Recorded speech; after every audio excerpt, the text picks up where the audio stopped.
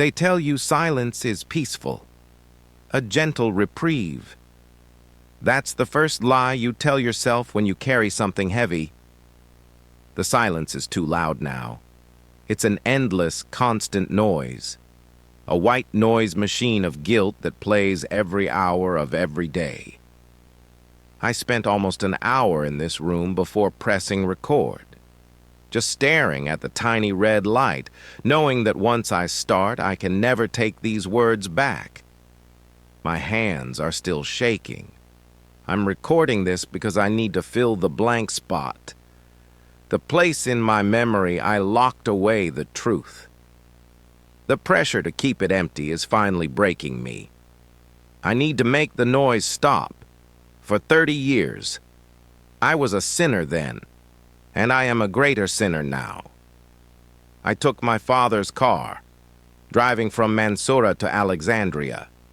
I wanted my favorite music, so I reached for the glove compartment. I found the tape, but it slipped as I tried to grab it, falling to the floor.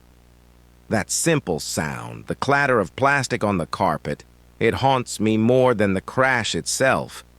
The road was empty. I bent my head for just 1-2 seconds to grab the tape. When I looked up, I saw the car drifting to the right, and then I saw her, a girl, 15 or 16, riding a bicycle. It happened too fast. Even now, it feels like I was teleported into the disaster. I hit her at 80 kilometers an hour. She flew off the bike, out onto the shoulder. I checked my surroundings. No one saw. I got out immediately, found her. I was in a state of absolute fear and panic. I checked her pulse, but felt nothing. Maybe I couldn't find it. Maybe she was already dead. Should I call an ambulance?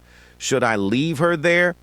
Since no one saw, the devil inside me screamed, "Leave her! Throw her onto the road." Nobody saw, but I took her. I decided to take her with me. There were no hospitals nearby. But in the town I was headed to, my father had a friend. I put my foot down, speeding to his house. I parked the car, ran to the door, and knocked. The man's son came out. I told him what happened. He checked her pulse and said, "No problem. I called a doctor. You can go. I won't mention your name for your future." And I went. I didn't question it. The relief of being absolved so easily was like a drug. For weeks I slept soundly, telling myself I did the right thing. But the first dream came, and then the second. The dreams were worse than the accident itself. Every morning I woke up, and the world was fine. But my reality was tilted. I couldn't look at a bicycle without feeling sick. I couldn't hear a cassette tape without tasting fear. I'd spend hours staring into the faces of strangers, searching for the girl's eyes, trying to calculate the cost of my inaction. The weight of that decision became my actual career, my marriage, my entire existence. I developed a tic. My right hand, the one that dropped the tape, began to twitch when I was nervous. It's a physical scar, a reminder. Every relationship was strained because I couldn't bear to be truly known. The quiet dread, the hushed depth, was suffocating me from the inside out. Over the next few weeks, I obsessively followed the newspapers. And then, I saw the story. He had confessed.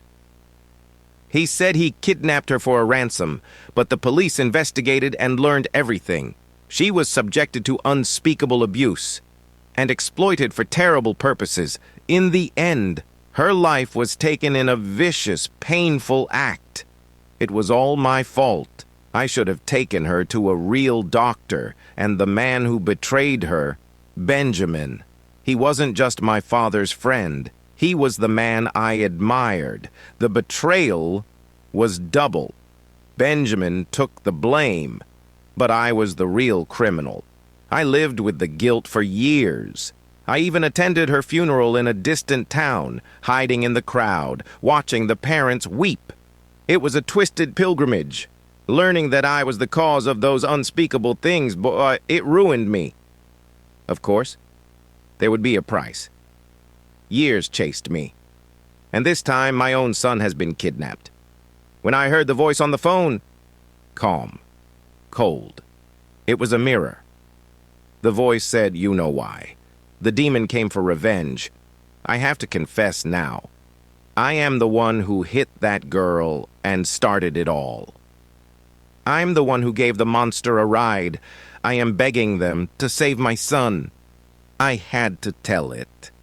Even if it's just this cassette recording."